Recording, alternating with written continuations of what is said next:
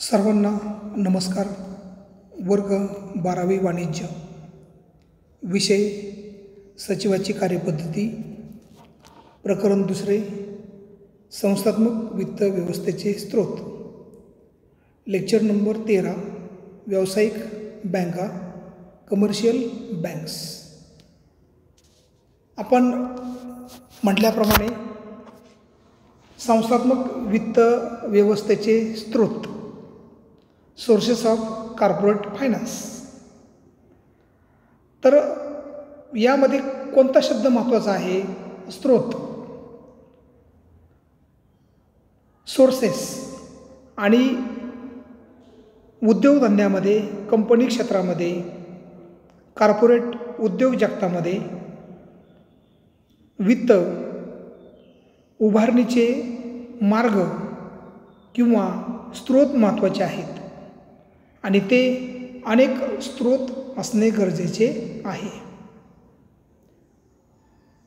जो कोणता लहानात लहान आणि मोठ्यात मोठा घटक असेल त्या स्रोतामधून देखील कंपनीला व्यवसाय करण्यासाठी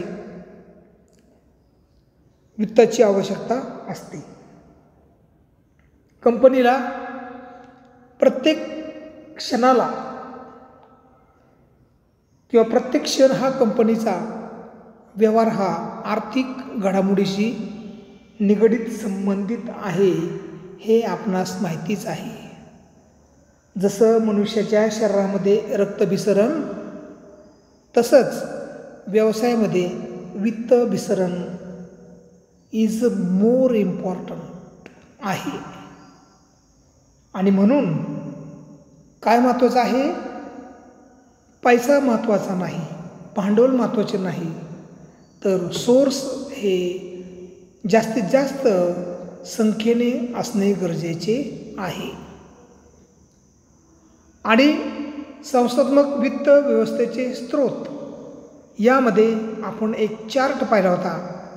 त्यामध्ये मालकीचे भांडवल आणि कर्जाऊ भांडवल. मालकीच्या भांडवलामध्ये आपण भाग, प्रतिधारण नफा, त्यानंतर अ समहक्क भाग आणि ब अग्रहक्क भाग. त्यानंतर आपण कर्जाऊ भांडवल किंवा उसने घेऊन पैसा व्यवसाय करणे, त्याला आपण म्हणतो कर्जाऊ भांडवल. त्यामध्ये आपण अ कर्ज रोख्यांची विक्री, ब ठेवींचा स्वीकार, क बंद पत्रे, ड जागतिक ठेव पावती, अमेरिकन ठेव पावती, आणि आता आपण ई मध्ये बँकेचे कर्ज, त्यानंतर वित्तीय संस्थांचे कर्ज आणि व्यापारी कर्ज.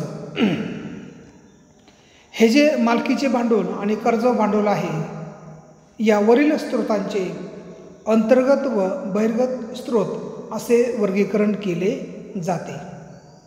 बाह्य स्रोतमध्ये आपण एक्सटर्नल सोर्सेसमध्ये संस्थेबाहेरच्या मार्गाने जमा केलेला निधी आणि अंतर्गत स्रोत संस्थेने संस्थांतर्गत इंटरनल मार्गाने जमा केलेला निधी, असे यामध्ये आपण सोर्सेस पाहिलेले आहेत. आणि म्हणूनच या आधारे आपण आणखीन एक या तासामध्ये भांडवल उभारणीचा किंवा वित्त उभारणीचा व्यवसायाच्या दृष्टिकोनातून जो मार्ग आहे, आणि तो म्हणजे व्यावसायिक बँका, कमर्शियल बँकेकडून घेतलेले वेगवेगळे प्रकारचे कर्ज, या तासामध्ये आपण अभ्यासणार आहोत. नेक्स्ट,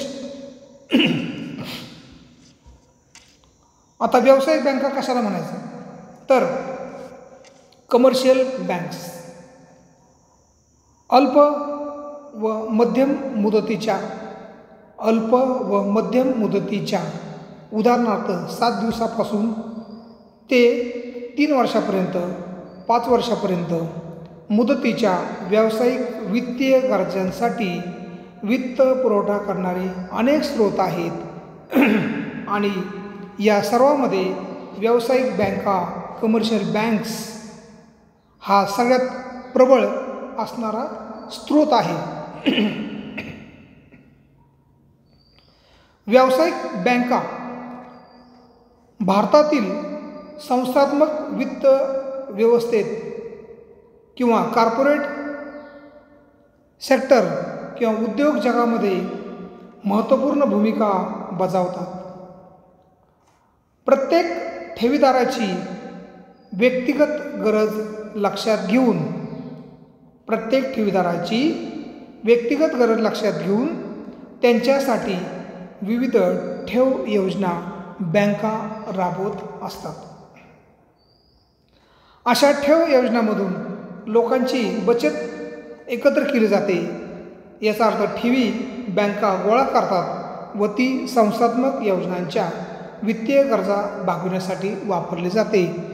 म्हणजे बँकांचं जे कार्य आहे, समाजातून लोकांकडून काय करायचं, वेगवेगळ्या प्रकारच्या म्हणजे बचत ठेवी असतील, चालू ठेवी असतील, मुदत ठेवी असतील, संचित ठेवी असतील, दामदुप्पट असेल, मुदतबंद ठेवी असतील, धनसंचय असेल, धनवृद्धी असेल, अशा अनेक प्रकारच्या माध्यमातून योजनांमधून लोकांकडचा पैसा ठेवीच्या माध्यमातून बँका गोळा करतात आणि तो निधी नंतर व्यवसायाकडे वळवला जातो, संस्थात्मक वित्त व्यवस्थेकडे वळवला जातो.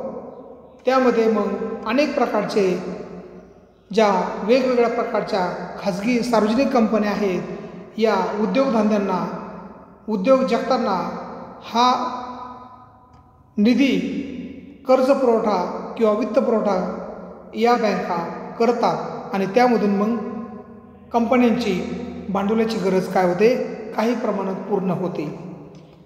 संस्थांचे उधारीचे पैसे परत करण्यासाठी असो किंवा मुदतीचे कर्ज असो, अशा विविध कारणांसाठी बँका वित्तीय मदत करत असतात.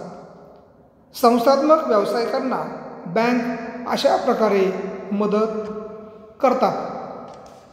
तर नेक्स्ट,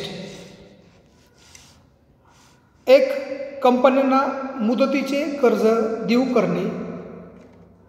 उदाहरणार्थ 12 महिने, 24 महिने, 36 महिने, 48, 60, 72 अशा महिन्यामध्ये काय करते, कंपन्या मुदतीचे कर्ज वर्षासाठी, अनेक वर्षासाठी देण्याचं काम बँका करतात.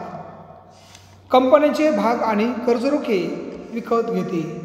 म्हणजे कंपन्यांच्या प्रतिभूती विकत, सिक्युरिटीज विकत घेण्याचं कामसुद्धा या बँका करत असतात. 3, कंपनीच्या प्रतिभूतींच्या खरेदीची हमी घेते आणि अंडररायटर ऑफ शेअर्स किंवा भागाचा विमा आणि कंपनीचे भाग विकून देण्याची सुद्धा हमी बँक घेते. आणि अल्पकालीन वित्त पुरवण्यात व्यवसाय बँका महत्त्वाची भूमिका बजावतात. ते खेळत्या भांडवलाच्या, वर्किंग कॅपिटल किंवा अस्थिर भांडवलाच्या वित्तीय गुंतवणुकीचे प्राथमिक स्रोत बनले आहेत.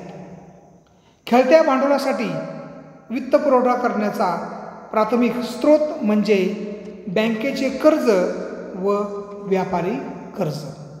यामध्ये आपण बँकेचे कर्ज हे एक संस्थात्मक कर्ज आहे आणि याच्यामधून उद्योगधंदे आपली वाढ आणि विकास करण्यास त्यांना मदत होते.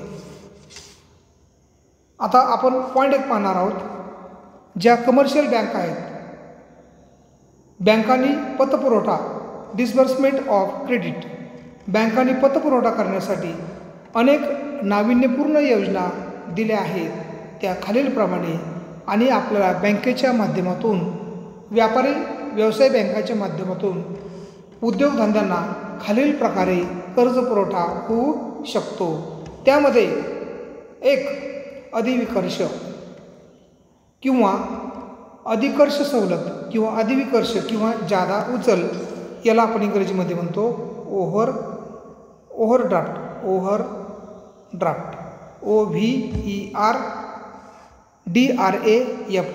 ओव्हरड्राफ्ट. मग अधिविकर्ष कर्जाचा पहिला प्रकार आहे अधिविकर्ष किंवा अधिकर्ष सवलत, बँक ओव्हरड्राफ्ट, त्याला आपण शॉर्टमध्ये ओडी असं देखील म्हणतो.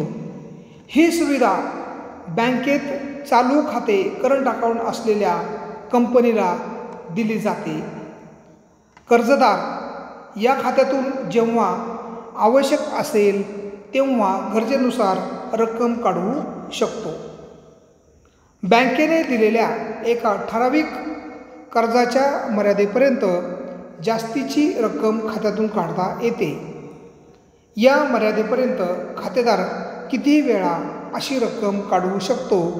खातेदार या रकमेची परतफेड त्याच्या सोयीनुसार करू शकतो. जेवढी वास्तविक रक्कम खातेदार काढतो त्या रकमेवर व्याजाची आकारणी होते. अधिविकर्ष किंवा अधिकर्ष किंवा जादा उचल हा जो कर्जाचा प्रकार आहे, यामध्ये चालू खाते जे आहे व्यावसायिकाचे, त्यामध्ये किती शिल्लक आहे. 1 लाख रुपये किमान शिल्लक असेल तर त्याला 2 लाख कर्ज मिळू शकतं. 5 लाख असेल तर 10 लाख त्याला कर्ज मिळू शकतं. आणि जी डबल रक्कम ते उचललेली आहे त्याला आपण म्हणतो अधिविकर्ष किंवा जादा कर्ज. आणि मग त्याने काय करायचं, 1 लाखाच्या वर 1 लाख म्हणजे 1 लाख त्याने कर्ज घेतलं. 5 लाखच्या वर त्याने 5 लाख 10 लाख कर्ज घेतलं असेल तर त्यामधले 5 लाख त्याने कर्ज घेतलं. किमान बॅलन्स त्याच्या अकाउंटवर 5 लाख रुपये आहे. आणि म्हणून त्याने परतफेड करताना, रिपेमेंट करताना, व्याज मुद्दल भरताना 5 लाख आणि त्यावरचं व्याज हे भरणं गरजेचं आहे. त्याला आपण म्हणतो अधिविकर्ष सवलत. आणि ही सवलत मिळते चालू खात्यावर व्यावसायिकांना मिळते.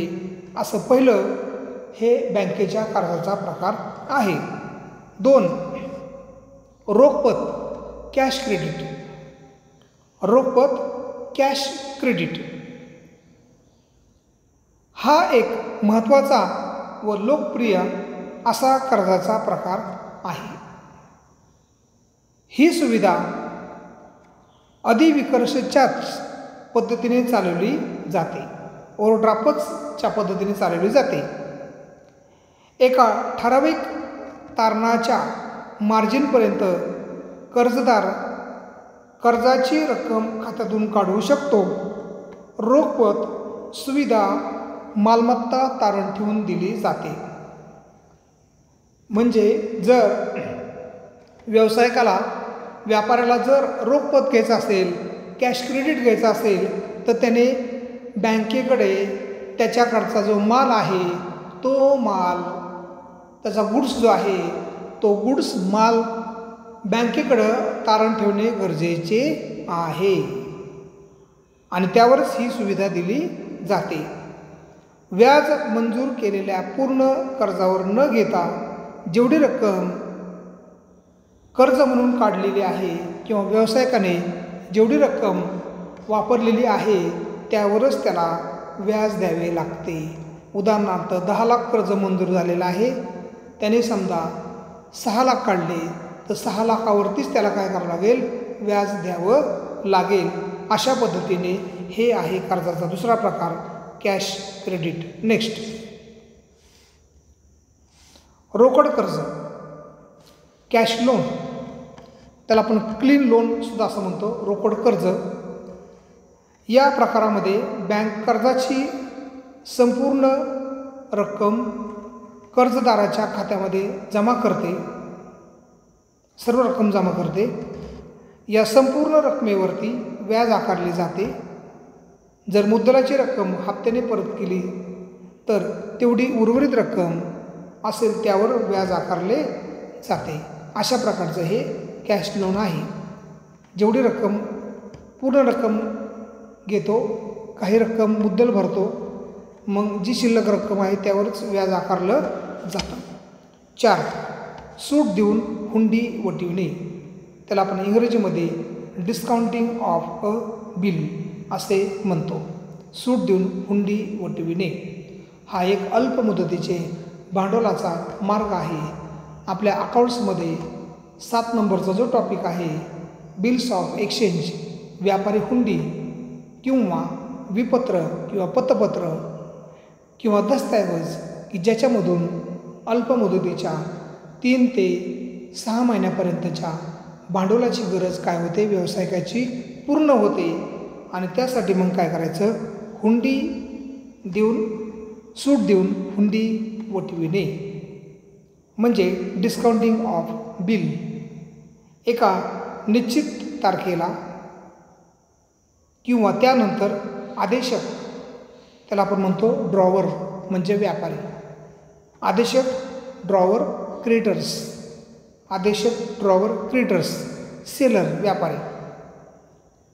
आदेशितीकडून, आदेशिती म्हणजे ड्रॉवी, बायर किंवा कस्टमर किंवा डेटर्स. एका निश्चित तारखेला किंवा त्यानंतर आदेशक ड्रॉवर सेलर क्रेडिटर्स. आदेशितीकडून ड्रॉवी, बायर, कस्टमर किंवा डेटर ग्राहकाकडून रक्कम हुंडी मिळवू शकतो.